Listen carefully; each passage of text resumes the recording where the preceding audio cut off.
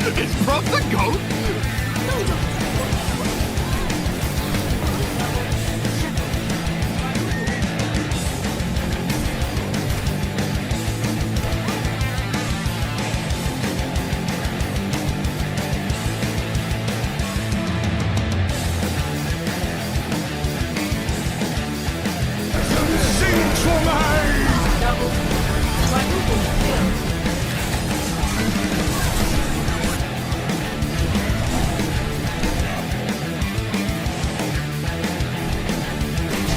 Even if we're able to get a picks here, I think this might help us in the engagement in the next fight. Ultimate comes out with Mr. Speed. This still has a chance. He could turn this fight by himself. He's able to get 3 there.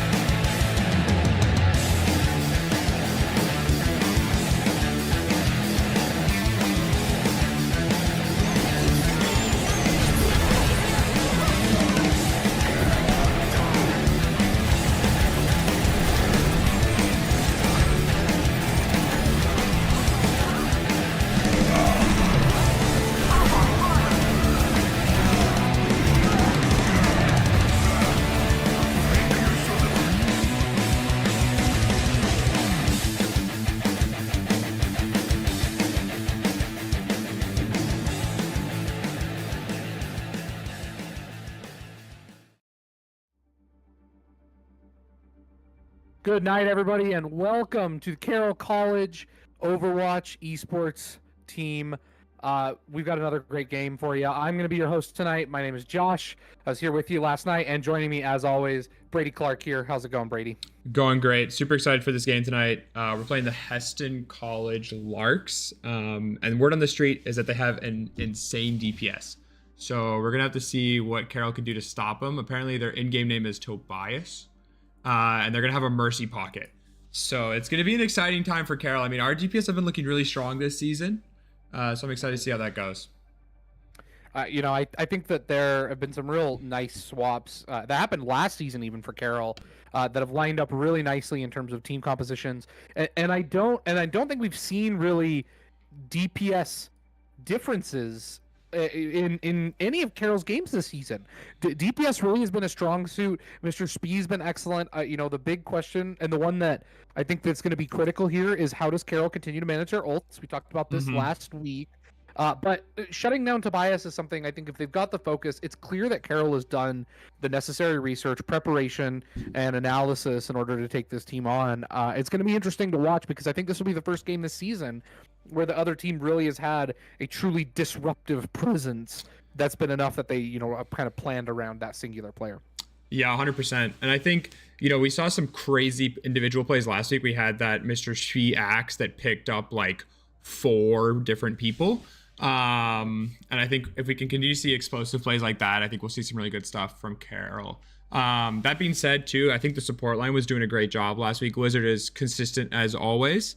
And Benny Boy has been really popping off on the Ana, I believe, like having really good cooldown management. And while there were a few ults that weren't great, especially nanoing Bruv on Genji last week, I think, having Bruv off Genji would be the biggest solution to that problem. Absolutely. You highlight a really important point here, Brady, is that when you've got this individual player, there really are 2 kind of question marks here in terms of what Carroll can do. Number one, a big explosive individual play obviously is going to play an important role in counteracting and checking back against a player like Tobias because you're able to kind of match him play for play. But I think what's going to be more important, and what Carroll really did well last week and highlighted well, was their consistent engagement in team fights as a full unit. It was a 5v, it was 5vx every single time because Carroll stuck together as a team. And that was such an effective strategy because they weren't dying early. And that was really a problem that we saw from Carroll last season, that it feels like they've corrected, where they're not giving up those early first picks in the fight. That's going to be critical in order to answer somebody like Tobias. Yeah, 100%. And I mean, the rest of Hesston Larks, I think they're going to put up a good showing as well. I mean, it's been an exciting season for Carroll so far. I think this is going to be their real first challenge, though. So I'm excited to see what Carroll can bring to the table. I mean, we've already seen some great compositions. One thing that I talked to Brub about before the game, actually, is that they've been preparing for this match more so than any other match they've had so far. He told me that they've cooked up some good comps and straps, and that they're super hyped. So right now, season overall, they are tied for first, and I think they want to keep that momentum going. Who are they tied with, Brady? All he said was tied for first. I'll ask him really quick. All right. I was curious to know if it was the Hesston Larks. Yeah, it might be the Hesston Larks. I mean, based on what they're saying, they're like sounds like the best team right now. So this could be an exciting match where we're actually going to see who's going to take the number 1 seed. And there are going to be a few more weeks left before playoffs start, but I think Carroll has a real shot at the championship this year. Like the comps that we've been seeing them play, they've done a fantastic job on, and they've also just been playing aggressive and together and really using their ultimates well, which I think has been super essential to Carroll's success. Yeah, but been an exciting season without a doubt. What I'm interested to see here is Carroll has done a nice job from last season to this season, where it is clearly a leveled up Carroll. Mm-hmm. Obviously, we're playing in a different league, different division. Yeah, love that for them. But don't undersell the improvements that Carroll has made to this point, which is the team fighting, the adaptability, and I think their compositions have just looked better. I feel like they're a little bit more flexible in what they're playing, and I love that from them. What I'm really interested to see is, can they then find that next gear in order to prepare for, whether it be here the Hesston Larks, which they say are their biggest challenge yet, or if it's for that future championship run. Can they continue to level up in mid-season like they did during the off-season? If so, Carroll might be unbeatable this season. Yeah, which should be super exciting. Really going to come down to ultimates, right? And I think that's the area we're going to be watching tonight. Yeah, 100%. And I think too, it's really nice because last season we saw Carroll have some matches where they really kind of struggled. And I mean, it wasn't like they were being blown out or anything, but it's nice to see Carroll actually starting to roll people a lot more. And it's kind of been exciting to see Carroll getting these wins. I actually just got confirmation that the Hesston Larks are 2-0. So these are the teams that are tied for the number 1 seed right now in the league. All right. So this is a big match. I mean, this is a really big match. Like Carroll takes this, not only then are they going to likely be the 1 seed because the other teams have taken losses at this point that are in their league, but that means once they get to playoffs, they're going to have a really good seeding, maybe get a bye first round. I'm not exactly sure how the tournament works, but I imagine it's something along those lines. The most impactful thing at that point is that Carroll controls their own destiny. It's continue to win. You're again. It's no dependent upon other people. It's no, well, we hope everything goes okay. Like we need other things to break our way. It's you are in charge and you are in the driver's seat. And I think that's going to inspire a lot of confidence in a Carroll team that didn't have it last season, but are clearly playing with more confidence than they ever have before. Definitely going to be exciting to see. I'm so glad we get to see this matchup tonight. Yeah, 100%. I think part of the reason that Carroll has gotten so good is I know Mr. Spee's been doing a good job of leadership. He was the captain back when I played on the Gaming Saints, and he's still the captain. And I know that he's been doing a lot more individual practices this season with people, working on positioning, working on alt timing, that kind of a thing. And I think that's really paying off. Mr. Spee used to play on a semi-competitive team when he was younger. I believe it was on PlayStation though, so I'm not entirely sure how competitive it really could have been, but he's definitely one of the strongest players, if not the strongest player on the team. He still does use a controller, in case anyone is wondering. So if we have any POV sites on Mr. Spee, and I think also Lizard uses a controller. So if we get their POVs at all tonight, and you're looking at them and you're like, wow, that's some whack movement, I agree with you 100%. That Overwatch is not a game you typically see people playing at the highest levels with a controller. So it's impressive that they're able to pull it off. they both play positions and characters that work out pretty well for them on the controller. Blizzard, Mercy main also will lock the Moira, just excellent player on support over there. Doesn't require quite the same level of, the hit scanning that is required and comes with by virtue of keyboard and mouse and keyboard. Mm-hmm. Same thing, Mr. Speedo on the tank role. It obviously makes the controller work very well for him. Yeah, when he plays DPS, he usually plays Junkrat actually, which I think the controller drifting, like the stick drift, actually kind of helps him a little bit, to be honest. Listen, I was gonna say that tracks, and it's because it doesn't. Get it? Exactly. So Carroll's actually also been 2-0 in coin flips this season. And I actually don't know if I've ever seen Carroll lose a coin flip, but coincidentally, Carroll is also the team that says which side the coin lands on. And it's been tails both times this season, which is becoming a little suspicious. So if it's tails again tonight and Carroll wins, we might have to call up the ethics committee. Is there an Overwatch ethics committee? I can only hope. Class on that, I did bioethics. Did you do Overwatch ethics in college? Yeah, that was my major, esports ethics. Man, what a class. What a class that would be. Oh, also we should say really quick before we get going, there has been an exciting update to Overwatch, primarily that loot boxes are back.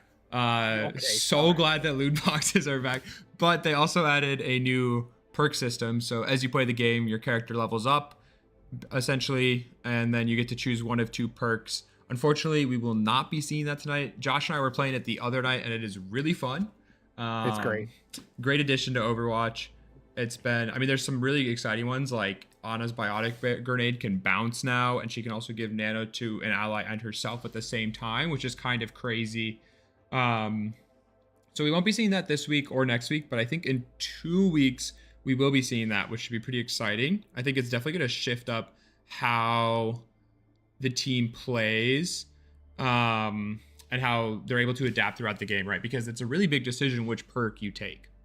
Well, and more than that even, Brady, is once you switch, if you switch characters, the perk doesn't transfer over. You don't get to get the first level of whichever character you switch to. So the decision to swap heroes becomes a very critical decision because you lose that perk advantage. And so I think that's what is the most biggest shakeup of this change, is that it really incentivizes or de-incentivizes counter watch, right? Yeah. And counter swapping. The other thing that's of note, Ashe is still not playable right now for this league. Hit scan issues, where hitbox issues have kind of ruled her out from the play, so don't expect to see any Ashe. Which is actually, I think, going to be a benefit to Carroll, because I'm looking at Tobias's profile. Tobias, server admin, has logged into the server, and it looks like this season Tobias has been mostly playing Ashe. So that's going to be a big benefit to Carroll. We also are seeing a lot of Sojourn and Cassidy on Tobias's account, so I think we're going to see probably more flex to the Sojourn and the Cass. We have a hello Tobias from our team to their team, so we'll see how that goes. Hopefully, getting in their head early on. Yeah, should be interesting. Definitely, Tobias is definitely going to be playing, looks like some sort of hit scan. Yeah. Sojourn, Cass, Hanzo. And I think you mentioned, Brady, that Tobias typically gets a Mercy pocket. Yeah, that's what I heard. To that point, Carroll has, it's Bruv who plays the Sombra, right?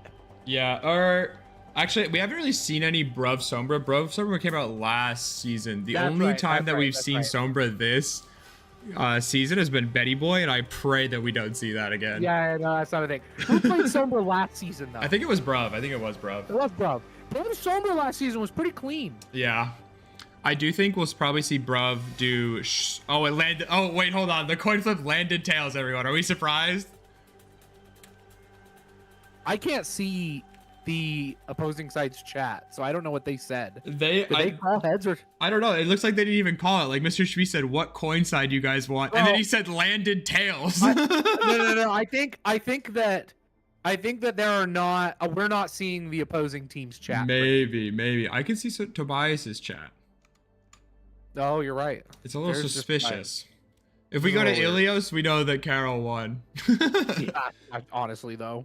But honestly, I think what'll be exciting this match will be the Bruv Sojourn against Tobias's Sojourn. Like, I think that would be really interesting to see because Bruv has come such a far way recently with his aim. And you know, I'm not sure if it's up to Tobias's level. I certainly hope it is, but that would make for some great clips for him 1v1 bodying a Masters player. Here's what I will say. I think the risk that you take in that is that Lizard also mercy pockets Bruv when he plays the Sojourn, remember? So what the risk you have there is that if you commit the same resources as the other team and lose, then you're in trouble. Yeah. Right? That becomes you're losing essentially what becomes a 5v3 in most times, because if Bruv goes down, Lizard follows quickly after, or vice versa. And then you are it goes from 5v5 to 5v3s very fast, and that is dangerous. So I'm going to be interested to see if Bruv chooses to try and match, because you're right. His Sojourn last week, especially on Ilios, oh man. Yeah, a thing nasty. Of beauty. It's so good. It was so good. And so I hope we get to see it. I hope that they don't commit to it too hard if it doesn't work out and Tobias kind of, owns. Yeah. That's kind of what I'm interested to see. We have somebody in chat saying that they hope these games are not a snooze fest. As Carroll's number one fans, Josh and I are, we did not think the last 2-3 weeks were snooze fests because Carroll was dominating. But that being said, it would be kind of exciting if Carroll didn't just steamroll every fight. But when you're that good, you're that good. You know what I mean? I hear you. I understand that people want to see. They want to see the the competition though. We got a question. What's Tobias's rank? I think it's Masters 5 right now. It looked like the high was Masters 4. Yep, that's correct. Yeah. So that'd be pretty exciting. I mean, this league is supposed to be meant for like averaging like gold 1. So Tobias's inclusion in this league seems like a little bit of sandbagging to me. But that being said, I mean, Carroll's been doing a little bit of sandbagging themselves, if we want to be honest. Right. So we're finding somewhere in the middle here, right? Yeah, that's what we're hoping for. So yeah, I think the key to this game is just going to be, like they've been talking about, shutting down Tobias, seeing how it goes. Have we seen... Oh, look at that. Mitch. Oh my god, they have a streamcaster too. As a streamcaster as well. Mitch is probably not listening to our stream, but shout out Mitch. Yeah, shout out Mitch. That's actually pretty cool. I wonder if their Twitch is... I mean, it's probably not as professional as our Twitch, let's be honest. No chance. No chance. I'm looking, and the first thing, if you put in Hesston Lark, that comes up is our stream. So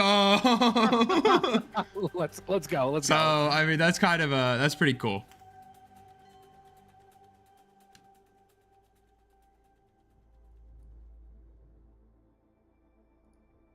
Yeah, I don't know. We're not gonna plug their stream because you should be watching our stream. Like you've got really talented casters over here. You also have YouTube if you're interested. We have Carroll Esports YouTube. And Carroll Esports on Twitch. So welcome. We're up to 8 people over on the Twitch. Welcome everybody. That's sick. We're glad to have you. So it looks like, I don't know if Tobias is trying to help us out here, but it looks like the tank for their team is Corby. The DPS is Tobias and Twisted Drew. And then the supports are Dan and Deprovic. Thanks, Tobias. Yeah, thanks, Tobias. It's noteworthy. Tobias is the only level 4 endorsement player on their team. That is true. Is lower. So Tobias is a real nice guy over here too. Yeah, it looks like they got 3 players with endorsement level 2s. That's kind of tough. I mean, you and I are level 3, and we don't even play this game. Right. It looks like. Is this real? This can't be real. Is Carroll picking Oasis? Maybe Carroll actually lost a coin flip. I didn't think that was physically possible, but I'm not sure. They're showing Oasis right now for our main. If Carroll won, I'd be shocked to see them not go Ilios. Yeah, I mean, they just start off so strong on Ilios, and that helps to get the momentum going. I'm gonna ask, bro. They lost coin flip. It happened. It happened. I didn't know it was physically possible, but Carroll has managed to lose a coin flip. Seems a little suspicious. Maybe they watched our VODs back. I bet Hesston watched our VODs back and saw that Carroll always says it lands tails, and then they were like, "Oh, we have to call tails, and then we'll call their bluff." Wow. So we are going to Oasis. This will be interesting. I don't think we've ever seen this iteration of the Gaming Saints play on Oasis. Well, it's because I don't think Gaming Saints in this iteration have ever lost a coin. They must have. The ethics committee must have been on them. Oasis will be interesting. I think. What are the 3 points? There's library, university. Am I thinking of the right place? Yeah. And then there's the courtyard one. So you've got the one that's up like the one with the spire thing in the middle. It's got the high ground over on the left. Yeah. Mm-hmm. I feel like this is going to be a good map for Sojourn. Yeah, I think so. I think there's just going to be a lot of angles. I think the other, you know who else I think is going to be great on this map? Cassidy. Yeah, that's true. There's some good sight lines. Ash would go nuts on this map. So thankfully, we don't have Ash. Yeah. Carroll's decent on the Cassidy too, though. That is true. I mean, Constant Rhyme has been playing a really good Cassidy this nice season. Cassidy. Paired with Benny's boys Ash running around together. They played really nicely last week. Yeah, that is true. Drew is our Twisted Drew. Is the other DPS. Let's go check out his profile. Oh, I just got a word that we're starting RN pretty soon. Let's go. Okay, wait. Their other DPS is Bronze 1. and as a Bastion main. All right, so. we have some balance, you know? It's all about balance. All right, we are loading into the first game. I mean, Oasis will be exciting. I mean, we always start on Ilios, and Ilios is good vibes. We're starting out. This is University, right? I don't know. Don't ask me these questions. I couldn't tell you the names. You're supposed to be the professional here. This is library. Isn't this library? Is this library? I mean, these are books that I'm looking at right now. Yeah, this is library. This is undeniably library. What a silly thing for me to say. I mean, there are books in a university, to your point. So I do feel like Masters and a Bronze DPS together is just like such a powerful combination, you know? It's possible. I mean, I hear you. Who do you think is going to be the player to watch in this first fight? I think it might be. I mean, if we're going to run this Bruv Lizard, I think it's going to be Bruv and see how he does in this matchup against Tobias's Sojourn, which we're seeing Tobias lock up top. The Bruv Sojourn, everybody. You said the Bruv Lizard. Oh, sorry. The Bruv Sojourn and the Lizard Mercy. Yeah, I could definitely see that.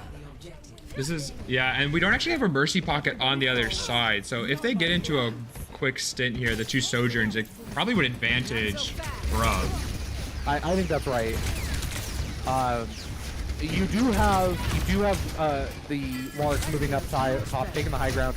See this, and Tobias does win the fight against Bruv here. Yeah. Oh boy. Oh, that's a nice sleep onto Tobias though.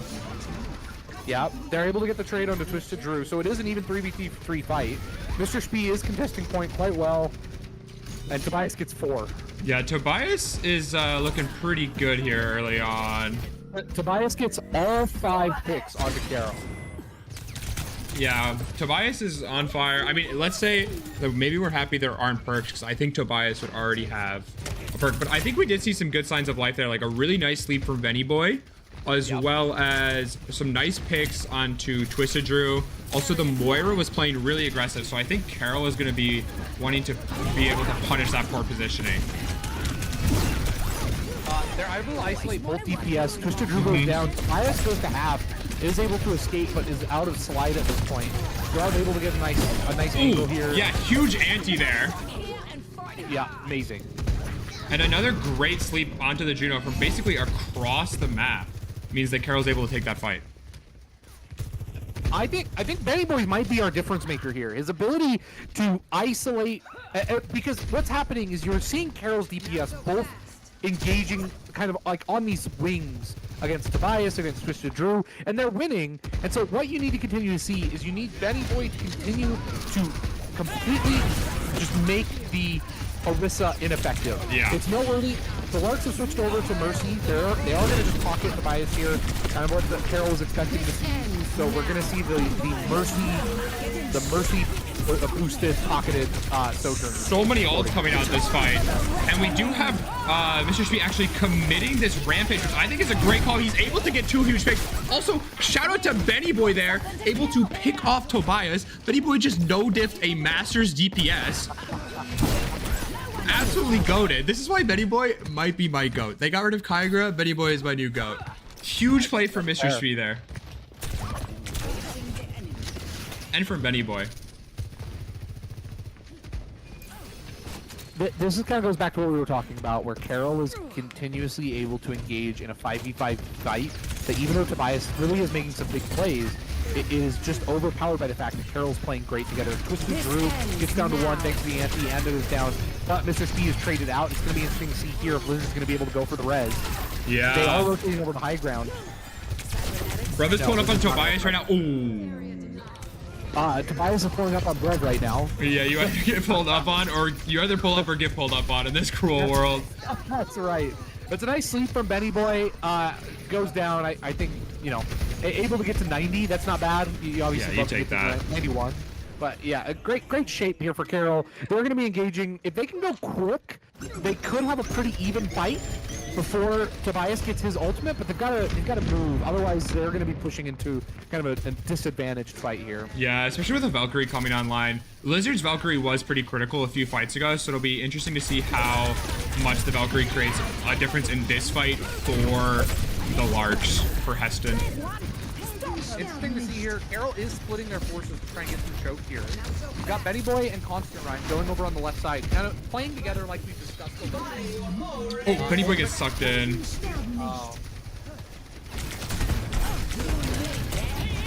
What all? It's too bad. You really wish you could get. Oh, big res coming in here. That is a big res. Mr. Speed is still up. He's down low, but you have now the nano onto Bruv.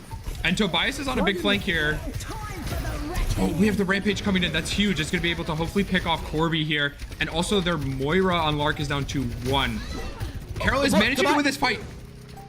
Bruv doesn't get enough credit on the kill speed, but he's able to effectively he gets 1 pick. He forces the Moira to drop down because she gets down to 1, and then is able to pick Corby, all thanks to his ultimate, or thanks to the nano boost, and now is able to engage his ultimate. 2 great picks onto Tobias. Oh my god. Yeah, because Tobias was almost going to be able to get a touch there, but Brev's able to hit that little right click and able to pick off that last little pick. This is an exciting match. I mean, we have our first match where it's pretty close for Carroll. I mean, it was what, 100 to 90, but I think Carroll's able to bring out these crucial plays at the very end, like Benny Boy hitting huge antis the entire round, big sleeps as well. Yeah, Benny Boy playing critical again. You know, we interviewed him last week. He really was just a critical player in the game, and it was quality here. Bruv called game and closed it out. Yeah, he did. That is what happened. So we do have a switch up from the Hesston Larks. They're going to be running it down with a soldier this time. I think that's probably to help try and shut down Bruv's Sojourn.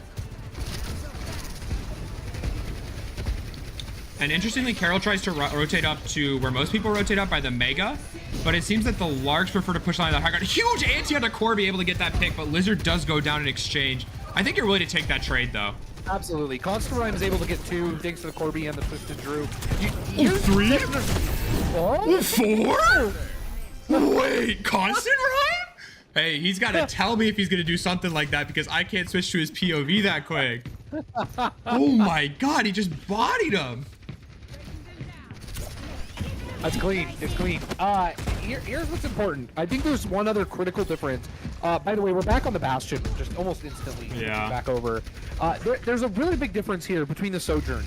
And I think this is actually a really smart and insightful play from Carroll, is to lock the Junker Queen. It is really hard as a Sojourn to get as much value out of a Junker Queen as you do for the Orisa, for example.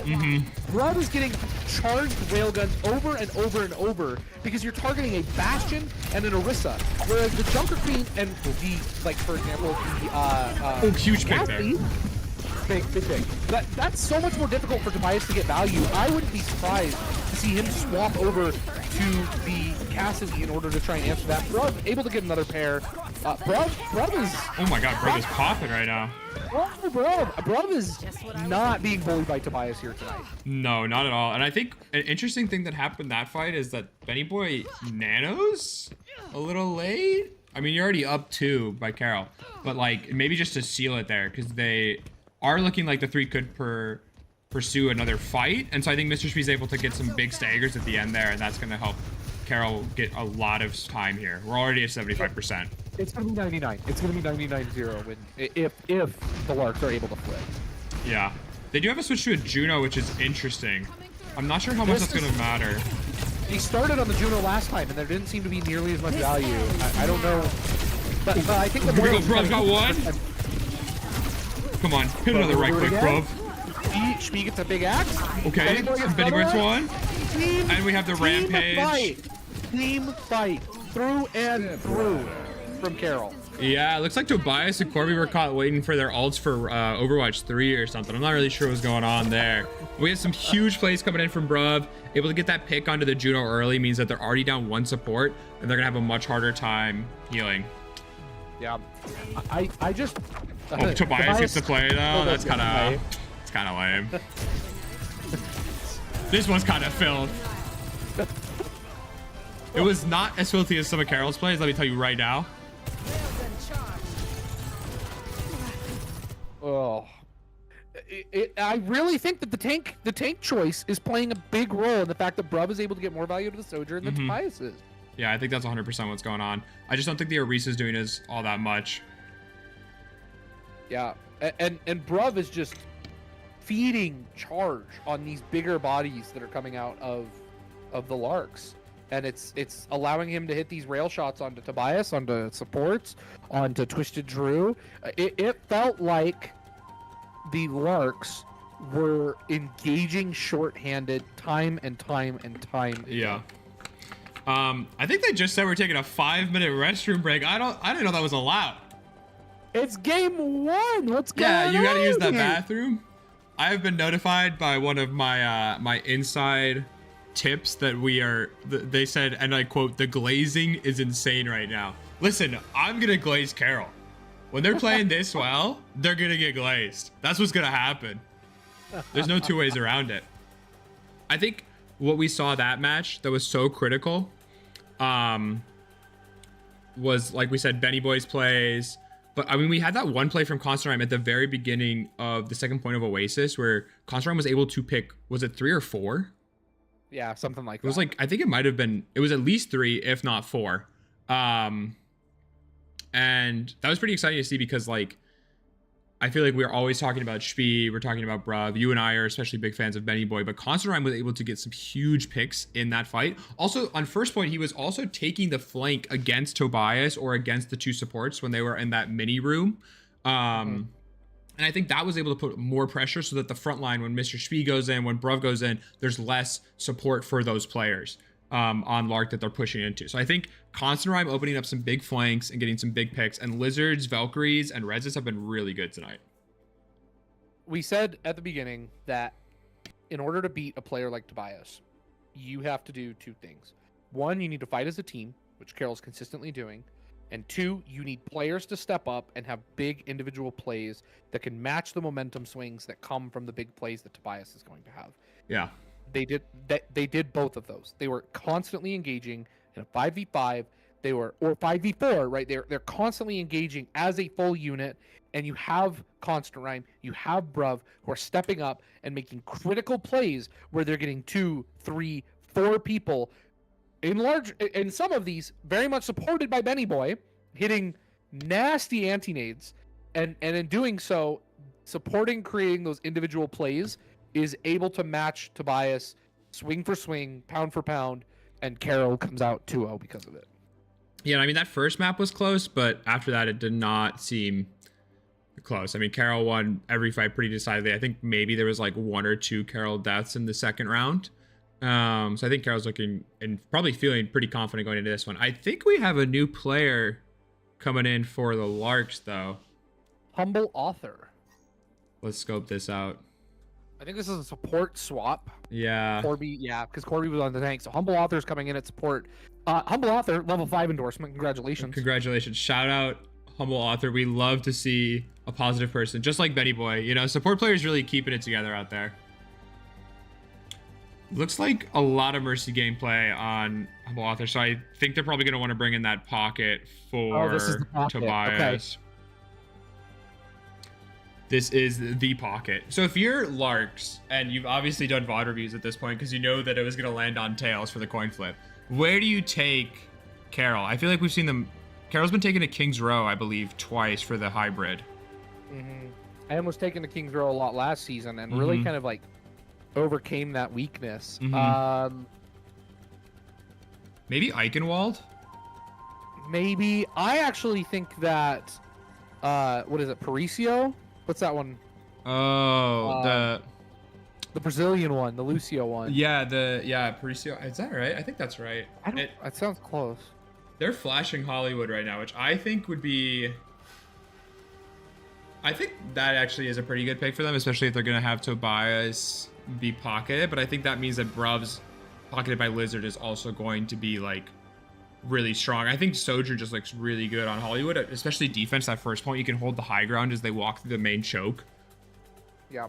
Well, there was like 3 or 4 years ago, I was watching I think it was a competitive Siege match, and there was a commentator said something that has stuck with me for basically every game I play ever like since then. What he said was, on attack, you get to define when the fights happen. On defense, you get to determine where the fights happen. I think that in this case, either instance, like if Carroll properly dictates like pace, I don't think it matters where Tobias wants to set up if Carroll properly engages as a team as they did in the last one. That's true. Similarly on defense, if you then just pick spots that minimize his impact, I think that both cases here on Hollywood, you just are able to engage at the right timing, right spots to undermine Tobias. And I really like the way Carroll looked in Hollywood, and I think that at Oasis, and I think that can translate well to Hollywood. Yeah, and I think another thing too would be interesting to see for this map specifically is what tank we see for Mr. Spee on attack. I mean, we've seen him play D.Va in the past. I feel like the D.Va could be pretty good here. But I'm interested to see if, like, because the Queen was working so well, right? But I just feel like this is not going to work quite as well for the Queen. Yeah, definitely true. Sigma, though, Spee loves Sigma. That's true. The Spee Sigma. I see no issues. The Spee Sigma would be great here. I think same thing Ramatra. No issue. I don't see an issue with either of those choices here. Yeah. So just for everyone who's watching at home, this is sort of the high ground that we're talking about. This is the main point that they'll have to capture, this car. And the defending team's going to stick up on this high ground as the attacking team walks in here. Interestingly, we chose the Halloween version. I don't know if that's legal because there's actually these hay bales in the choke, which are going to provide a little bit more cover. And I think that actually makes walking through the choke that much easier. Interesting. Are you seeing that? That is crazy. I didn't even think about how that would like affect it. But I mean, there's normally not anything in this choke point, and right now we've got these hay bales and these what are these called? Oh. There's a car, the jack. Oh, there is a car there usually. You're right. Car there. There's a car there. Okay, guys, listen. I haven't played this game in a while. I'm actually, you know what? Everyone ignore what I was just saying. Spee on the D.Va. Love that pick too. Yeah. We saw him last season, but we saw a lot more D.Va, and it went really well. I think that's going to do a pretty good job of undermining Tobias. Oh, huge anti. Oh my god, I was able to get that pick so early. Not able to stop the res, but Twisted Drew goes down. That means they're going to be engaging in a 5v4. Love and it. Constant Rhymes just being able to shoot from that high ground. Benny Boy gets picked there, but we still have res, so it'll be 5v4, and they cannot res, but Drew should be back in a minute. This goes back where I think it's going to be important that, like, Mr. Spee needs to prioritize protecting his team from Tobias. Oh, Tobias is currently up on the high ground. We might have overextended. Oh no. Humble Author's able to keep him up. So there's the Mercy pocket we were talking about. Oh, Tobias is a nice shot on the Bruv. Yeah. It's also hard too because yeah, Tobias is on high ground there, so it's just kind of hard for you to really do anything. Lizard somehow gets that res off with Corby right in Lizard's face. That's crazy. Constant's back in this fight, able to pick off Corby. This is very back and forth right now. Both supports are currently trapped in the mini room. Mr. Speed's kind of got to be able to rotate to them. He's able to do so. This ends. Benny Boy is just doing everything he can to keep the diva up here. Yeah. The nano boost already? Nano oh boost? My god! Yeah, the nano boost is great, and also the diva. Able to pick one. This is and most of Carroll is back. I feel like it's just. Clubby goes down too, though. Yeah, Clubby goes down. Constant Rhyme is currently ulting on point, but Tobias might just be okay. Tobias is just him. Tobias just kind of locked in. Wait, that was actually almost winnable from Carroll, though. I mean, that's a big nano to keep Mr. Speed alive for a little bit longer, and then also able to capitalize on that by having the rest of the team come back by forcing everyone off point with the Diva Bomb. You know, I honestly, I don't hate it. I think it's a fine investment, and if Tobias doesn't just absolutely go bonkers, Carroll wins. Yeah, right, because, I mean, at that point, you're in a 4v3. Corby goes on, you're then in a 4v2, but Tobias just manages to pop off. Yeah, I think it seems like Humble Author's pocket is doing a lot right now. This is what Carroll was worried about, and rightfully so, to be honest. I mean, Tobias is a fantastic player here. Monster is playing a little bit isolated, being supported by Benny Boy still. Benny Boy, it's a nice anti to force Tobias back a little bit. Humble Author pops we got both Mercies here popping Valkyrie. Magic here. Juno Ray comes in. Tobias able to use it to take down Bruv. You have Twisted Drew bringing the artillery barrage. Where is Benny Boy right now? Wait, why is Benny Boy in the back? Picks up and and Benny Boy gets out? Wait. No, okay. No. That was almost ridiculous, but I mean, Spee is then able to push in as Tobias goes on a flank to care for Benny Boy. He's gonna get the res turn to Benny Boy too. No way. What a crazy res from Blizzard. Wait, how does Blizzard manage to pull that off? So, Blizzard slides through the building because what happens is the Larks abandon that spot after they kill Benny Boy. They go back around. Blizzard slides through the building and is able to res while still inside the building and brings back Benny Boy. Mr. Speed does go down though, and that's where things are going to get different. Yeah, Tobias does pop ult there as soon as Mr. Speed goes down, but they're pretty easily able to kite that, Carroll is. So I think that's a pretty big play. Bruv has switched over to the Sombra. How do you feel about that? I love it. This is what I said at the beginning where I wanted to see. I think Bruv is going to be able to harass Humble Author. Benny Boy just gets toasted. Oh, okay. So I like the Bruv switch. Like, I love the idea of just bullying the Mercy. But Tobias is protecting his Mercy at all costs. Tried to jump in with Constant Rhyme's ult there, but Constant Rhyme is picked off. And we have Mr. Speed switching over to the Sigma. This is sort of his signature.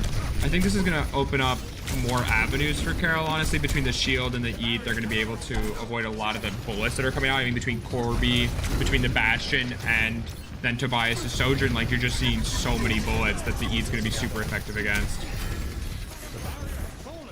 This is a case where I don't really feel like Carroll is, like, grouped up and gotten a clean 5v5 fight since, I mean, I don't know, like, since Mr. Speed went down during the Benny Boy res. It's been a while. Yeah. And so I think this is a good opportunity for Carroll to kind of reset. The nano comes into Mr. Speed. Yeah, and we have a big ante onto Drew. They are managing to get Bruv, but Bruv will be back super fast, and Corby's kind of off by themselves. Yeah, able to get it. And the res is used on Twisted Drew. They are going to be out Corby a fight. Corby is going to be coming back with his ultimate, but they are just going to completely disengage. She's taking a ton of damage here. Corby's back, and they also... They popped the EMP here, and Bruv is able to get Tobias, but the issue is that Twisted Drew sends in his barrage at the same time, and that switches out Bruv. It's a 4v3 right now in favor of the Larks. Now it's Tobias a 5v3. 5v3. I think what's critical there too is that Mr. Speed is kind of isolated. and is able to be picked off. We're gonna have a graphitic flux from him though. I think that's gonna be the real difference maker in this fight. Tobias just managed to pick off a lizard. Corby hits javelin. Oh, 2 huge picks by Mr. Speed. That's big. That's big. And Tobias is antied right now. It's low-key maybe doable. Oh, it's not doable. It's not. No, that because Constant Rhyme gets speared in the middle of his ultimate. Lizard goes down first in the fight, but Constant Rhyme comes next. It becomes a 5v3 very quickly, and while Mr. Speed gets the picks, at the same time Benny Boy goes down, and it turns into that 3v2. And unfortunately, just no tank support means that Carroll kind of gets beat there. Different. It's that this is the Tobias they were worried about. Yeah, this is the Tobias they were worried about. I mean, Tobias puts up a great fight there. They're able to finish with 2 minutes left. But, you know, Carroll is honestly better when they're attacking. You know, then Hollywood's an attacker-sided map anyways. What do you think? Bruv played 3 different characters in that match. He started on the Sojourn, swapped to the Sombra, moved to the Genji. What do you think Bruv should be playing here? I feel like the Sojourn could work. I think it's like, as long as Bruv is feeling confident and hitting his shots, like I think it's very possible for Bruv to be able to do well, especially with the dive from Mr. Spee on the Diva. Mr. Spee has yet to lock a tank, so we'll have to see what he ends up locking. But I think the Sojourn. What do you think? I think the Sombra was like kind of working. Like, I love the idea, because here's the issue with it. Like, I love the idea of, like, let's go harass the Mercy. But the problem was Tobias was just winning. And so it was 4v5 over and over and over. And yeah, it was annoying for a second, but then it was just Carroll getting rolled in a 4v5. So Yeah. I think the Sojourn is also the right call. Gonna be interested to see how they choose to get them off the high ground here. Yeah, I mean, that's already a decent amount of damage onto both damages. They're both kind of half there. Carroll's got a nice angle to approach here. Yeah, Carroll does put enough pressure. Mr. Spee is through choke. Corby drops, but Benny Boy goes down to Tobias on the way there. Can Lizard get that res is the question. I'm not exactly sure where Benny Boy died, but it looks like Lizard's not going to be able to get that res. So this is the issue, I think, with just pushing through. Like, they let Mr. Spee through choke, and then they're able to get the picks because they just don't have that frontline presence. Tobias is able to get Mr. Spee, but Lizard gets off a pretty routine res there. Oh, yeah. Man. Tobias is able to get that pick as well. But Carroll does have a nice position in this room. I think like this is definitely the way that Carroll is going to want to push. Agreed. Because Tobias is just raining down on them from the high ground. Bruv is going up to contest. Let's see how that goes. Looks like he got pushed back off high ground. Yeah, Tobias also gets low, but it's just hard to try and stick and commit to that fight.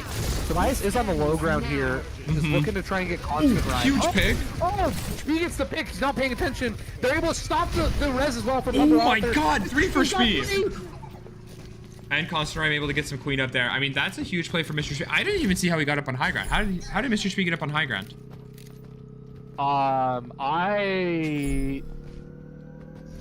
Did they just walk? I have no idea. You know, Mysterious things happened, and Mr. Speed ended up on high ground. We're not sure. And Tobias pops ult on low ground, which I think is a little interesting. I'm not sure if that's like the optimal thing to do. He was trying to isolate Constant Rhyme for the early pick, and Mr. Spee's able to get back, and that's where the danger comes into play here. Mr. Spee's going on a flank here. Carroll's engaging with all 5 ults. So. Yeah, it's going to be important that they don't use all of their ults and they don't stack their support ults. So we have the Nano coming in first. That's in response to the Juno ult. We actually have a lot of ults coming in from the Larks currently, which is not bad for Carroll. I mean, we do use Valkyrie and Nano, but you're coming back in with both damage, with both DPS ults, as well as a Graphitic Flux, which I think is pretty strong for Carroll.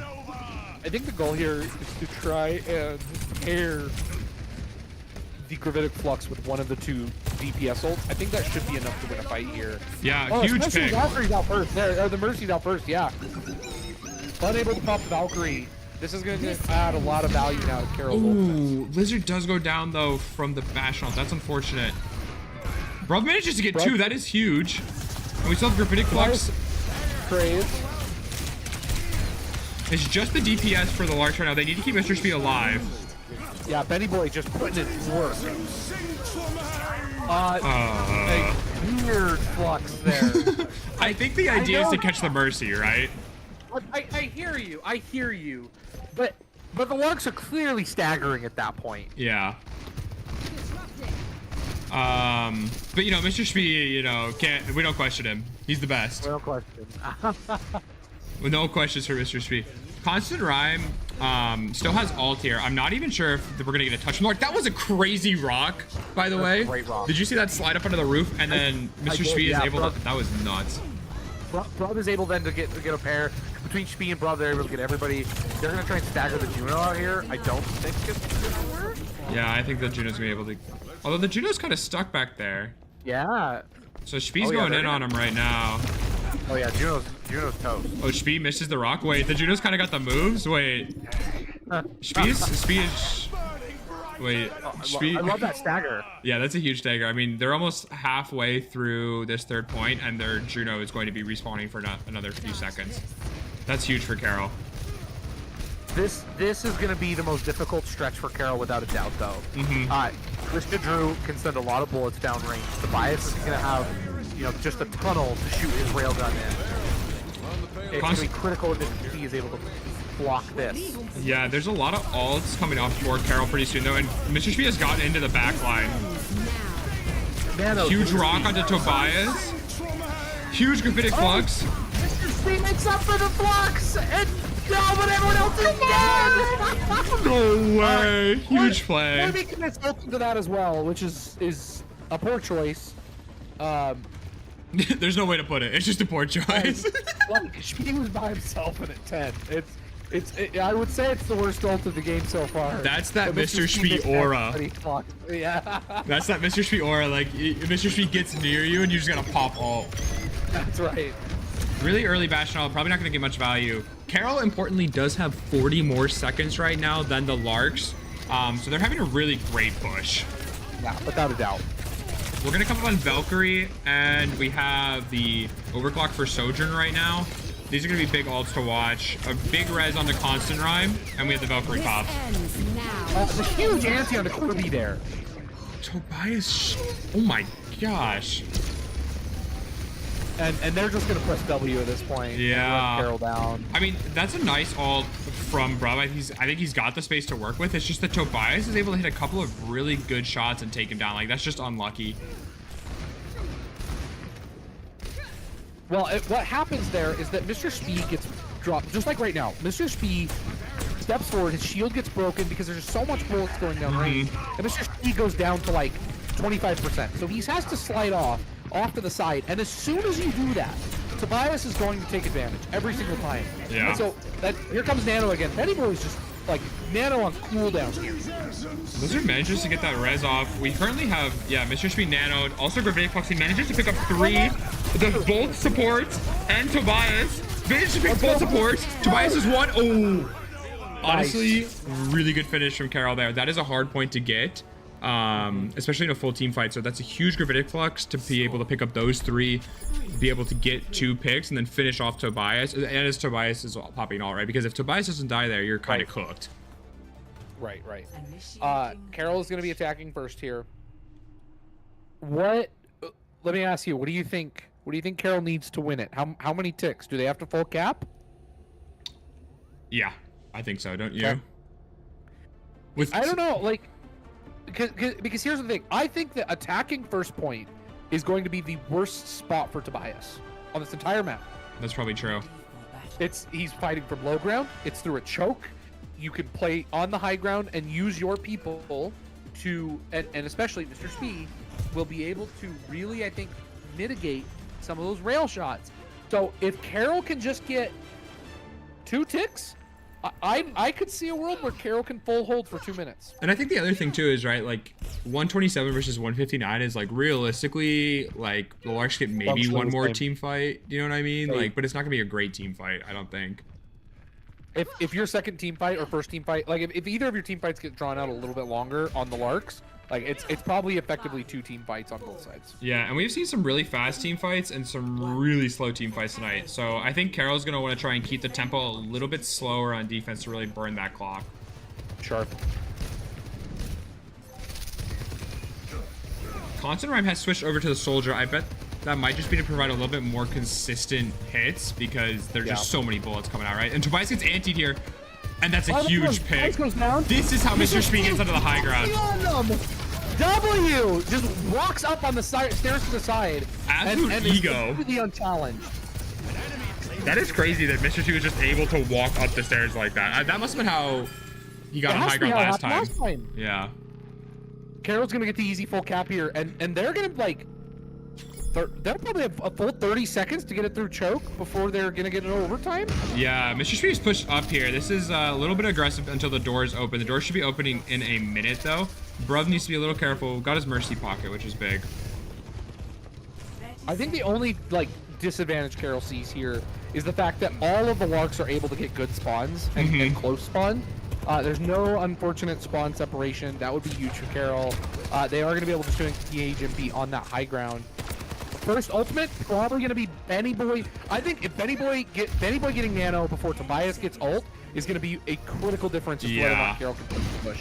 Mr. Speed is taking some damage to pump that up, but Tobias jumps up to 90, and he's going to have high ground mercy pocket on the overclock. We're going to need that nano to be able to counteract that damage. But so does Constant Rhyme. It's a 4v4 fight. Both down 1 DPS. Wizard goes down though. This comes from Tobias. Tobias has his ultimate here, and he is just pumping in the damage. Benny Boy is able to nano Mr. Speed before he goes down, but Twister Drew comes up. You're really going to want to see Mr. Speed get a flux here, but you need to be careful to make sure someone stays on point. Oh. Yeah. Here's the thing, Carroll. It's a nice push. That's a great push. It's a great push, right? The cap obviously is critical, but it's a pretty decent distance as well. But again, it was Tobias is able to get his ult before Benny Boy does. That I think kind of defines that team fight. Yeah, 100%. I mean, this is a great push from Carroll though. We were talking about maybe getting 2 points being enough to win. And so that they get a full cap and they get 68 meters is actually great. I mean, we're gonna have 30 more seconds for the Larks, but like we said, that's not gonna be that much time.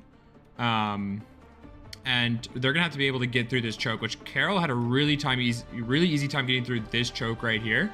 But I think Carroll is gonna put a lot more pressure on the Larks when they try and push through that choke. Well, I just think that the Sigma is better suited to getting through choke over the Orisa. That's true. Right, like the Sigma having both the E and the shield just clearly is the optimal tank in that combo in order to make it through a choke like that. I'm interested to see, Carroll chooses to play the Sigma here as opposed to the Diva. I don't disagree with the pick necessarily. Carroll, if they can hold this high ground for 1 minute, I think that they really could have a good shot of just like locking up this map.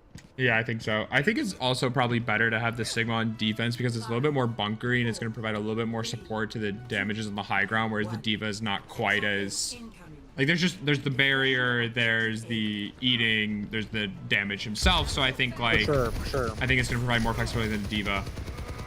The only downside is that if Mr. Speed chooses to drop, he's effectively off of high ground for the rest of that fight. Yeah. Right. Whereas the Diva, if he drops, and then only, like, for example, Tobias goes up to high ground. Who gets picked there? That's okay. Lizard and Benny Boy are in this super safe spot on the stairs, so they're able to get that res. And Tobias gets way too aggressive there. Yeah, and Carroll's able to effectively punish it. Listen, I think the Bruv going down was a bait. It was a bait. That's a huge bait. Great play by Carroll. Shout out Bruv for dying there. That's the kind of play that Mr. Speed calls. He's like, I need you to die right now. Emote now, bro. Emote. That is actually crazy that Tobias decided to push in that aggressively. I feel like, maybe a Masters player. Tobias goes down again. Wait, Bruv just ego duel the Masters DPS. And here's the other part. The Mercy chooses to res Corby first to try and engage in a full fight and not wait for Corby to come back. It means that there is no res for Tobias. They have to wait for him to get back. Yeah, and Tobias... it doesn't take long, but that's critical. Yeah, I mean, we're already at 45 seconds. Tobias is also only 36 of the way to an overclock as compared to Bruv's 93. Cooking. Yeah. It goes back to the point. I just think that the Sigma is better suited to defending the choke and getting through it. I love the Sigma here as opposed to the Orisa, and Carroll's clearly making a difference of it. Ooh. I think Wizard's gonna get this res off though. Yeah. Bruv baiting again. Again. We're jumping in with Bruv's POV. He is going in on the back line right now with his overclock. Decides to back off. And it looks like Carroll's getting picked off in this fight. I think they're gonna be able to pick point. Mr. Speed does get a rock, which is gonna make their push into choke a little bit harder. Oh no, they have the res. Okay, actually, them using res there is huge. Crazy. I think you just let that guy respawn, but they're not gonna have a res now for this fight. They also used Valkyrie, so now they are in overtime. So if they get off the cart before these 68 seconds, Carroll will take this map. Downside, so positive news. Mr. Speed's coming in with Gravitic Flux. Yes. Bad news, Mr. Speed gets stagger spawns and is clear back, which means the Larks are trying to engage. They're going to get through choke for free, but like you said, we only need just Speed's Gravitic Flux to pull them off, and that's game. Yeah, we also have both supporters going to this fight, but there are going to be a lot of ults coming out from Larks at the same time. Nano's committed early here. Mr. Speed's right in the middle of it. Yeah, creating so much space right now. The Bastion goes for ult, and is he able to takes off the Mercy, and a huge anti. Oh my god. Oh my god, boy! Wait, okay, Betty boy. Okay, Betty boy. Wait, actually, Betty Boy's Biotic just won that game. I mean, like, Speed is popping off in the backline, right? Like, able to get the Bastion and then able to pick off the Mercy. But Benny Boy being able to throw in that Biotic in the middle of a Juno ult means that the Juno ult is effectively, like, the healing from the Juno ult doesn't happen. And the damage boost is negligible at that point because you're down 2. So, exactly. It's such a huge play. Tobias gets played the game again. Congratulations, Tobias. Gotta give Tobias the props. That is a really clutch end from Carroll. I mean, that was like definitely, again, a very close game. Like, it was looking a little dodgy, especially because they're coming in with, I think, 4 ults from the Larks, maybe 3. But like we were talking about, like the Bastion ult, like who really cares about a Bastion ult? You know, so like that's not really an ult. Right. And then the Juno ult is basically negated by Benny Boy's Biotic. But you know who was really popping off that round? Lizard. Lizard was getting huge reses the entire time. Yep. It's just clean team fighting again from Carroll through and through, and it's a solid, stalwart defensive effort. You know, there really is, after they're able to hold it so that it gets down to just one team fight, and it was great. It was a great play over here from Carroll. Yeah, I 100% agree. I think honestly, like, Carroll's synergy as a team is really showing off this game. Like, they're playing out of their minds as a unit. Yeah. So we'll be going into our last map here, maybe. Sorry, I got to knock on wood. I almost just jinxed us. That, listen, I have no doubts in my mind that Carroll will 3-0.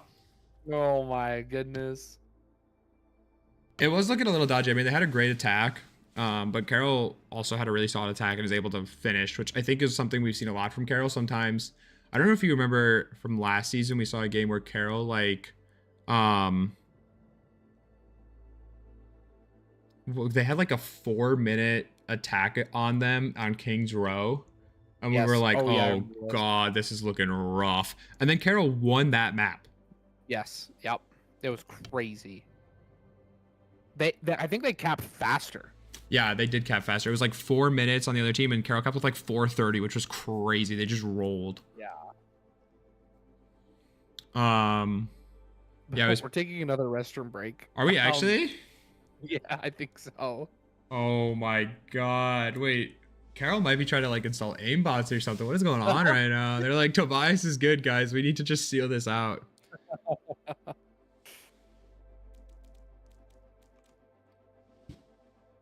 That game has to be so confidence inspiring for Carroll.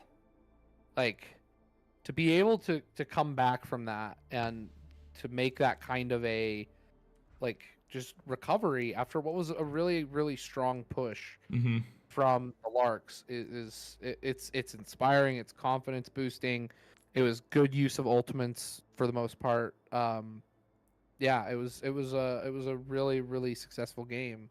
And I just think that if you're Carroll, you know, that, like, you've faced adversity now, which is the first time this season that's happened. And that's a big deal. That's a big deal. Yeah, 100%. And I mean, this has been really, like, great matches. Like, it's been close, and you can tell that the Larks are excellent Overwatch players. They're still well coordinated. I do think that the tank is making a big difference right now. I think Mr. She's flexibility, because I mean, we've just seen Corby play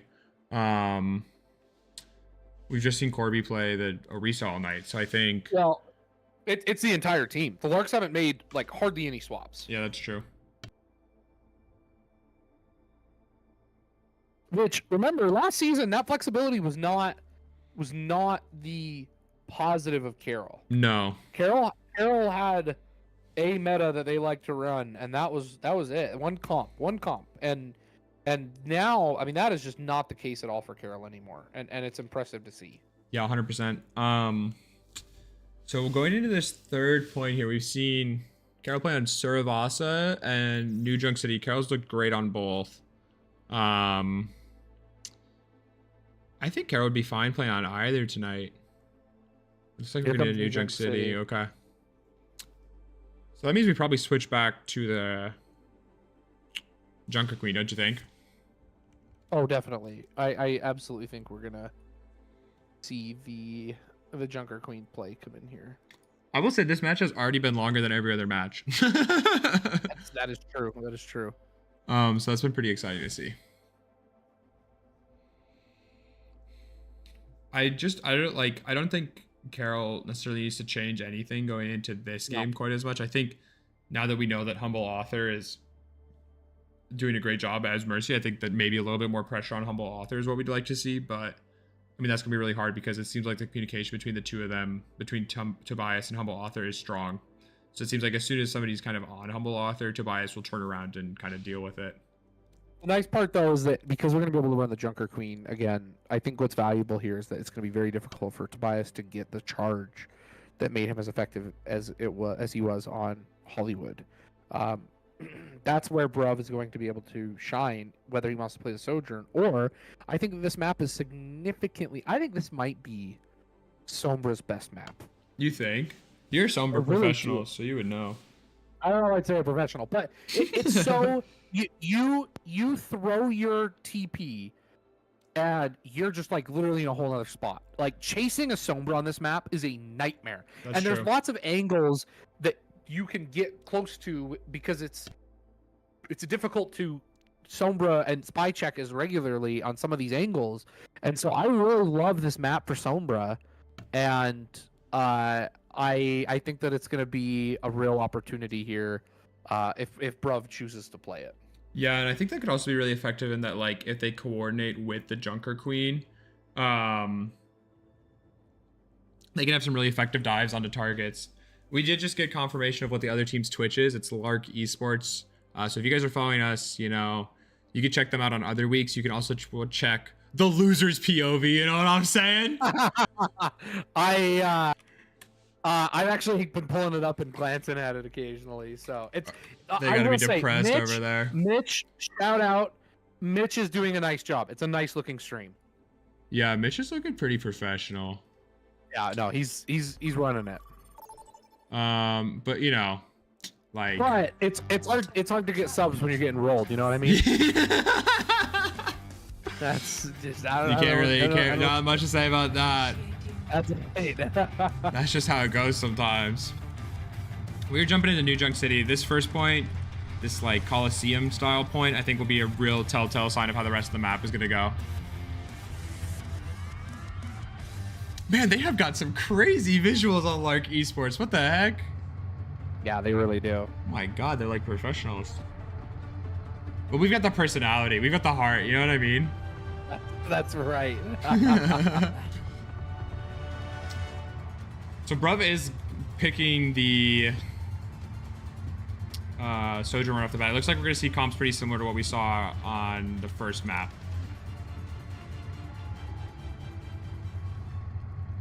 I imagine the high ground fight. Okay, so Mr. Speed is going to be locking the Sigma, it looks like. That is interesting.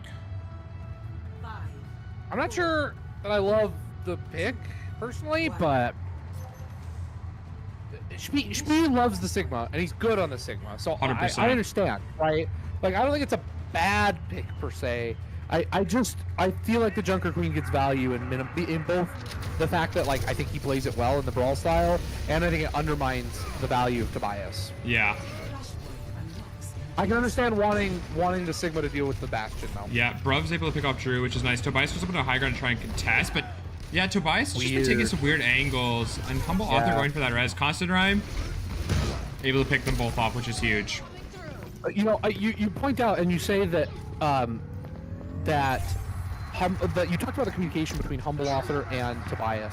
I think that communication might be one directional. Yeah. Because Humble Author is quick to call out. But it seems like Tobias is jumping in and Humble Author is not ready to follow, and that's happened a couple of times now so far in this map. Yeah, and then Humble Author has to, oh my god, huge anti. Humble Author then has to like go in on these weird angles where Tobias is playing super forward and really aggressive.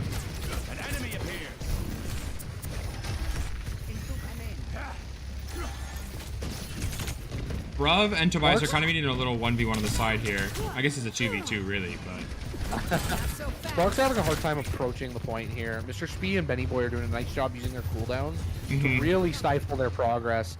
It's going to be almost 99 if Larks win this fight.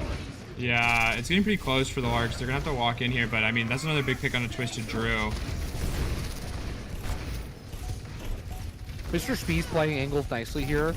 And Corby, Mr. Speed, okay, it is, I want to highlight this. Mr. Speed puts his shield out. The second Corby begins to approach him, it completely isolates Corby from any sort of shield and is able just to melt him quickly. That gives the capture to first point. It's a really savvy move by Mr. Speed. I think he's really flexing his Sigma knowledge there. Yeah, and I think what's really nice there is that Bruv goes up to contest Tobias, and Bruv might lose that 1v1, which, you know, happens. We can't win them all. But that it takes Tobias's interest off of the point for a while, which means that Carroll is able to fully cap that point without Tobias paying much attention to the point. And they also have high ground now coming into this next point. I think this is one where Tobias is really going to struggle to get as much value. And Bruv commits the ultimate early here. Oh, Tobias! Oh, okay. Caster curse, caster curse. And then Bruv gets off a huge res. Oh no! The Nano Mercy! Oh my god, the Nano Mercy. This is what we've been waiting for. Oh, that's so unfortunate. Carroll commits 4 ultimates. I think that's a great call, honestly, because Lizard is in Valk and has infinite ammo. So Lizard should have whipped out the Mercy pistol and gone to town. Yeah, 4 ultimates there is pretty rough. Yeah, I think that's just a simple miscommunication. Oh, definitely. I think that fight devolved a little faster than they thought it was going to. Yeah. And people just kind of panicked huge. That being said, we are coming with Gravitic Flux, and the only thing on the other side right now is a Valkyrie. Bastion ult's coming up soon, but like we said, Bastion ult is pretty negligible. Yeah, it's not real. Here comes the Bastion ult. It should be negligible, I should say. Okay, it is negligible. The problem is Spee is by himself, committing the Gravitic Flux here. He's able to kind of like group back up with his team. Oh my god, a Javelin? I do think the Gravitic Flux is to get some repositioning there. It's to sort of... And that's fine value. Okay, we have an ult from Bruv coming in. We are having right clicks galore right now. Okay, able to pick off Drew. Able to get the res, and then that's going to be the point for the Larks here. Yeah, Tobias picks 2 towards the end there. Corby also hits a Javelin onto Spee and Spee's ult, which was going to pick up Tobias. And that might have helped out a lot, actually, because you're able to pick off Tobias, and Tobias doesn't get those 2 picks at the end, but I think at that point it's basically over for Carroll, and you just got to go next. Consortium is coming with a Deadeye. I would love to see a Deadeye kill. Have we seen a Deadeye kill? No, we've not seen a Deadeye kill yet. Okay, well, I believe. Tobias, the second Tobias like senses the Deadeye coming, he just like turns and just obliterates Constant, right? Yeah. Also, Corby has been hitting some crazy javelins. Mr. Speed goes down super quick there. What happened there? Well, Mr. Speed pushes up onto point by himself. Bruv is being supported by Blizzard, but the problem is it leaves only the Benny Boy heals, and he just can't click fast enough to keep Mr. Speed up, and this essentially gives a free point over to the Lizards. Or the Lizards. The Larks. The Lizards. Okay, so Carroll's gonna have to figure out their approach now. I imagine they're gonna want to walk through this choke, and that's what they're currently doing. But right now we have Drew's turret form coming out, so that cooldown's off, so that's gonna make this walk through choke a lot easier for Carroll. But Tobias is on this big flank. Carroll looks like they're gonna rotate on it. Yeah, chasing down Tobias here. Mr. Speed goes low real fast. Nano goes in for speed. I love that. Mr. Drew goes down quickly. That was maybe the most controller rotation I've seen in my entire life. Holy cow. But he is going to be able to hopefully pick up 3 here. Yep, able to get 3. Corby is popping ult on point by themselves. Yeah. Okay, there we go. There we go. Corby does pick Benny Boy, but they're able to res that back up. That being said, the Larks are at 80%. Carroll's got to be really close. Careful now, especially with 4 ults coming online for the Larks. Fortunately, you do have the Valkyrie. Blizzard's going to be able to support the team to keep them up through the ultimates here. I'd like to see that just answer Tobias. The second Tobias pops his, I'd like to see Lizard pop Valkyrie here. 100%. I think also critically is going to be how many people Speed can go with this Grippitic Flux. We've seen huge Grippitic Fluxes tonight, and I think if he's able to pick a few, that's going to make a big difference. Benny Boy's anti-nade probably is going to play a big role here too. Blizzard jumps over to try and support Concert Rhymes. Oh, big sleep on the Twisted Drew. He's out of the fight now. Yeah. Bruv is currently ulting. We're going to see if he's able to get any picks with this. Corby goes really low, able to get that pick huge. Nice. Drew is also looking pretty low. And we have the Grippitic Flux coming in. Tobias, Oh my god, huge plays. Huge plays. Carroll wins that fight. Carroll wins the point because of it. Yeah. Also, I just want to say, I want to give a shout out to myself because that was maybe the coolest POV shots that we've had ever. So if you're viewing this, give me a shout out right now. But yeah, I mean, just huge ults from there, and Carroll's able to get that point back when it was looking kind of dire. I mean, they're already at 78% on the Lark side. It's weird that the Larks try and it's clear that they're not going to touch that. Yeah. And they give away a free fight. Carroll might be able to cap completely uncontested for new. Yeah, and Drew goes down super late there. Oh my gosh, if Speed hit that rock. That would have been nuts. Benny Boy's a little lost in the sauce. I don't know what he's doing. Benny Boy's going on a little trip right now. He's got a side quest. So Constant Rhyme does have Deadeye. Tobias is going to have Overclock. Constant Rhyme needs healing on the backside right now. I'm not sure anyone's going to be able to get to him, though. He's kind of in a weird spot. Okay, Benny Boy does, but Benny Boy has to expose himself. Larks don't capitalize on it, thankfully. Yeah, Carroll does get the free cap here. Watch for Tobias's ult to come through. You got the Mr. speed nano. The huge rock, and then they're able to isolate Humble Author, who tries to go in for the res, and it doesn't work. Mr. Speed and Benny Boy, the Wombo combo takes down 3. Yeah. It's a clean fight with Carroll. Oh, if Speed hit that rock, he might have been the GOAT. But it was pretty close. Once again, really late stagger on the Juno here. That's crazy. That's criminal. That's awesome. And Poor this Dr. Dan. Night. Yeah, I mean, they're already at 67%. They're going to have 3 ults coming in from the Larks, but I mean, like, we have... Carroll's got 4? Yeah, we have 4 coming in from Carroll, and they're all huge ults. Short form comes out early here from Twisted Drew, just to try and get through choke. They're able to successfully leverage that. Tobias is on a flank here. Blizzard gets low, but is able to escape. Ruff also stays up.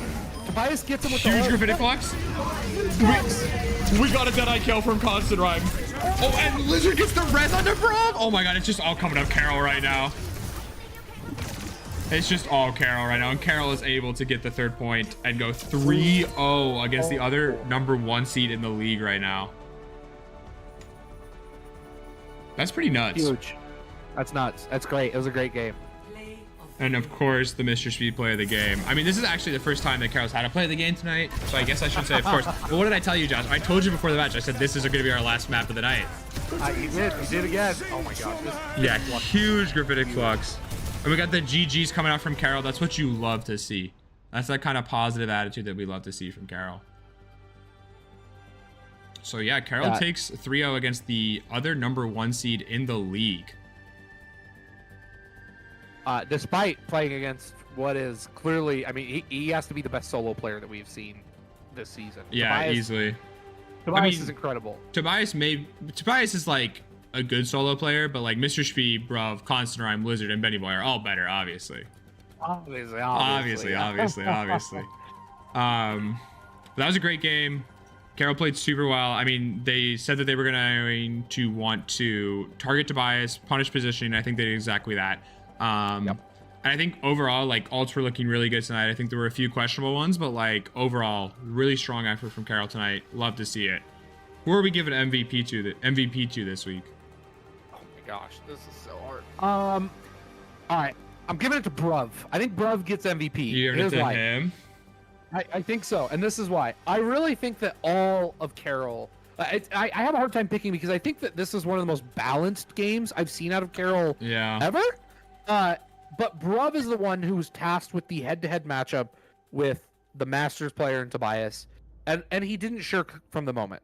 He didn't wither. He didn't fall back. He did an excellent job and rose to the moment, and was able to successfully counter Tobias. It wasn't every single time, but he did what he did. He did enough. He did what he needed to do, and he gets credit for that. Yeah, I think it might be Steven. It might be, which kind of hurts to say because, as we all know, I am Steven's #1 hater.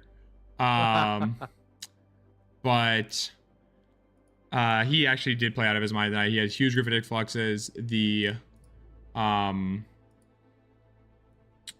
Diva was looking okay, but I mean, like, the Sigma was just popping off tonight, really creating the space that everyone needed, so that Carroll could succeed. I think we should interview Steven. We haven't that's fine. We haven't talked to him yet, so we're gonna take a quick little break, and we will be right back with an interview with Mr. Speed. But congrats to Carroll to the 3-0 win. Hard fought this week, super exciting match.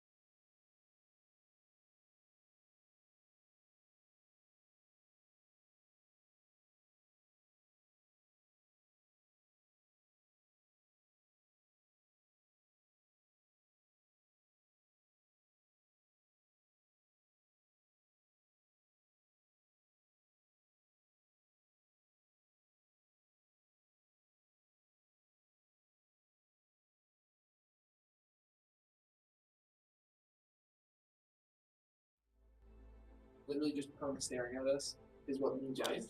So like makes sense. Welcome back, everyone. We have our captain, our glorious captain, Mr. Spee, Steven. Also, you could hear his teammates chattering in the background. It took a lot of convincing, but we got Steven on camera for everyone, so you're welcome, chat. But sorry guys, I'm a big camera shy, you know how it is. But before the game, Bruv told me that the keys were going to be to shut down Tobias, and that you guys had kind of been working on that all week and knew that was coming. I feel like you guys achieved that goal super well. So how did you prepare for that? What did you do this week to practice to be able to shut down Tobias as well as you did tonight? I mean, it's kind of easy when you see that the opponent is a hit scan player. So you really only have two viable options. Either to go Diva if it's a super high ground dominant map, or if you're cracked out on Sig like me, you lock in Sigma and you just win. So it's like, what do you really pick at the end of the day, you know? Yeah. So. Well, another big advantage there, right, is that you have Drew who just locks the Bastion the entire time, which obviously plays great then into the Sigma. When you were talking about to the rest of the team, what was the discussion in terms of how you were going to choose to engage those fights, and how were you going to try and identify targets to punish when you've got a player like Tobias that you have to be careful about? A lot of it just comes down to how we position ourselves. Depending on where we're holding in either team fights or fights leading up to the main team fight, where we're holding actually like matters a lot because it allows us to easily punish people. Like it just allows us to easily punish people. So take for example, Orisa. I'm just gonna throw out like let's say Oasis. We're on University. We're trying to push through the choke, and let's say that as we're walking through sort of the right side choke, Orisa oversteps by a bit. That's realistically the only person we can actually punish. We can't waste our resources trying to go for Tobias, who's probably holding up top left, or try and go for like a weird flank route on the right side. It's better to just punish the person in front of us, i.e. the Orisa, and either anti-nade her, sleep her, rock her, whatever it may be, use our cooldowns to punish her, kill her if possible, and push the advantage forward on the point. And then as the fight devolves on the point, we're able to prioritize our targets much more better. Whether that be, oh, Tobias is bottom on point, we could just focus fire him, or if, oh, their Juno or their Mercy is out of position on their half of the map, then we just focus fire them. So it really just comes down to just positioning at the end of the day. Who we can positioning just allows us to target focus much better. 100%. It felt like the Hesston Larks came out with a pretty solid attack on Hollywood, having 159 after their attack. Your guys' attack was a great response, and then also your push afterwards. How were vibes on the team throughout the Hollywood map? That map, personally, felt the closest to me. Yeah, it honestly was, and vibes were kind of down at some points, but we ultimately managed to pick it up. Little secret for hybrid maps, so long as there's a minute left on the clock, as long as it doesn't go over 2 minutes or more, it's always winnable. There's no such thing as a losable hybrid map when you still see like a minute 59, it's still winnable. It's in the minute range. So they were still down, but we knew that once we saw the minute 59 and we were able to hold them for really not long. Like we held them on first for such a long time. Even though we lost Streets phase relatively quick, we still held on to third point for such a long time, enough to where that we dropped it from the 2 minute to a minute mark. So vibes ultimately picked up at the end. And honestly, if it wasn't for that, I don't think we would have won Hollywood. Like if we weren't able to pick up the vibes right then and there, Hollywood's probably lost. But we managed to do it. We held on and we won that map. One of the things that I think has been really excellent this season is that you, in particular, have been very flexible in terms of which tank you're playing. We've seen you run the Diva, we've seen you run the Sigma, we've seen you run the Rhine, we've seen you run the Junker Queen, we've seen you run the Hazard. I mean, you really have quite a depth on the tank position. As a result, your team has not been required to swap off very often. And, you know, Bruv's made a little bit of flexes, but otherwise it's the Sojourn, Mercy, Ana, Cassidy. Like, that's just kind of like the lock. Do you see yourselves, are you currently trying to develop like a broader compositional adjustment strategy, or is it really just let those four continue to make and depend on their core player or their core characters while you are the one who is flexing to match the kind of pace or the style of the other team? Honestly, I want to say that it's more of having the rest of my teammates play their main heroes. That isn't to say that I'm forcing them to just one trick their current heroes at the moment. I obviously do want them to flex. Right. I need them to flex for very obvious reasons. But we know our strong lineup. We know our very strong team comp, and we know it's centered around Pass, Sojourn, Mercy, Ana. And that has won us so many games, so many fights, that it just feels wrong for us to switch off of that just because. It's better that we're forced to switch off of it because we're forced to. If we're not forced to and we're allowed to run that comp, we run that comp as much as we can. And a lot of it is just, I just need to just flex more because with how tank is at the moment, I'm sort of required to sort of widen my hero pool. And this is kind of taking a lot from what you guys were saying about me last season, about how I wasn't willing to switch off, how I was so stagnant on hero choices. And I took that to heart, and I'm improving. I'm trying to learn. I'm trying to get better at different heroes. Like, I mean, like when Hazard came out, right? Like I didn't play Hazard on release, and it took me like a couple weeks, maybe about a month, before I finally got him down. I'm still learning him. I'm still bad at Hazard. Like, don't get me wrong. Like, you guys saw last week when I tried to pull him out. Like, I thought it was that pretty did not good. go well. But I'm still trying to learn him, and he's definitely like a tank that I'm trying to add into my hero roster. And that kind of goes really for like a majority of the tanks. Like, I was actually contemplating pulling out Zarya this game. No if the way. map was right. I actually was, yeah. The If we got a good Zarya? map for her, I would have pulled out Zarya, but it didn't come. So you guys, I saved you guys the suffering of watching my amazing track that controller. So, but yeah, it just comes down to keeping my team on their 4 main heroes. Me trying to be sort of like the main flex unit, just because tank is just kind of that role that allows you to just be flexible. Mm-hmm.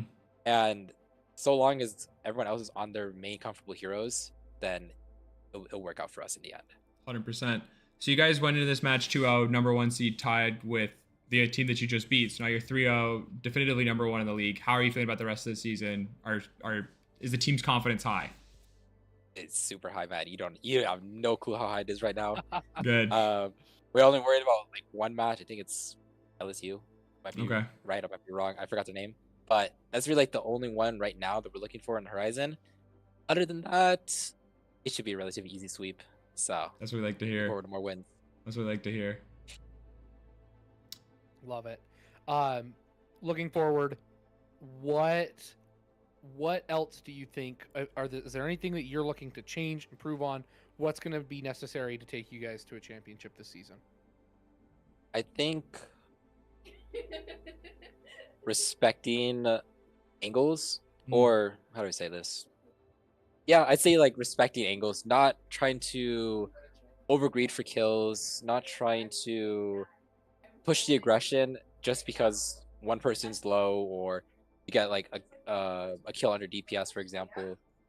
Reining in our aggression is definitely going to be a key factor. Just Mhm. because we might be number 1 doesn't mean that we're invincible or unbeatable. Like, there's still chances for us to like lose fights, lose games, whatever that may be.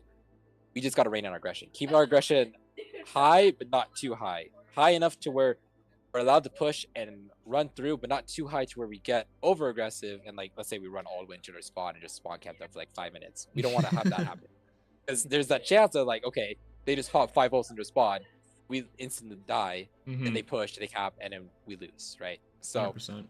key point definitely would be rein our aggression in, keep it at a nice stable level to where we're allowed to play aggro, but not too aggro to where we get overconfident and die. 100%. Well, thank you so much for the interview tonight. Congrats again on the win. Really exciting match this week. I mean, you 3-0'd the other best team in the league, so it's looking pretty good for the rest of the season. Josh and I are excited to cast the other ones, and go Saints.